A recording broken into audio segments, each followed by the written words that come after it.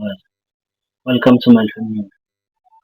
On my channel, I'll keep you daily updated about Kaizer Chiefs. So kindly subscribe to my channel so you can be daily updated about Kaizer Chiefs. Kaizer Chiefs are interested in signing another former Orlando Pirates midfielder, Siphesihle Ndlovu. Kaizer Chiefs has opened talks and the player is also keen to join the Nigeria camp.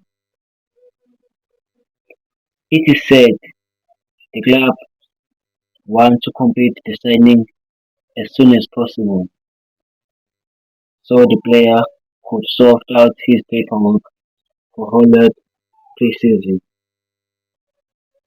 For more Kaizer Chiefs news, kindly subscribe to my channel so you can be daily updated about Kaizer Chiefs.